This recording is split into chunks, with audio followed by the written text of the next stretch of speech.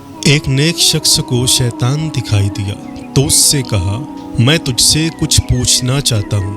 شیطان کہنے لگا، پوچھو، کیا پوچھنا چاہتے ہو؟ نیک شخص نے پوچھا، انسان کو ہلاک و برباد کرنے میں تمہارے لیے سب سے زیادہ مددگار شے کیا ہے؟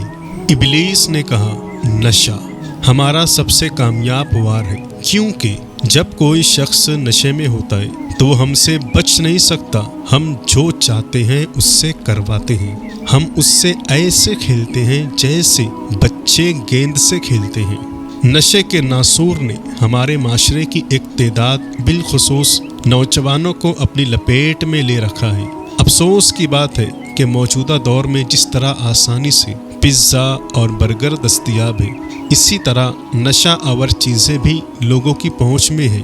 والدین اور سرپرستوں کی ذمہ داری ہے کہ اپنے بچوں پر توجہ دیں۔ نشے کے عادی شخص کو طرح طرح کی بیماریاں گھیر لیتی ہیں۔ معدہ، جگر اور گردے زیادہ متاثر ہوتے ہیں۔ اسے کھانے کی پرواہ نہیں رہتی۔ دھیرے دھیرے اس کا جسم کمزور اور کاہل ہو جاتا ہے۔ بالآخر وہ بستر مرض پر لیٹ جاتا ہے۔ اس کا مستقل علاج نہیں ہو پاتا کیونکہ وہ نشہ چھوڑنے پر تیار نہیں ہوتا۔ انجام کار بقیہ زندگی زندہ لاش بن کر گزارنے پر مجبور ہو جاتا ہے۔ نشے کی بدولت سستی اور بے پرواہی انسان پر غالب آ جاتی ہے۔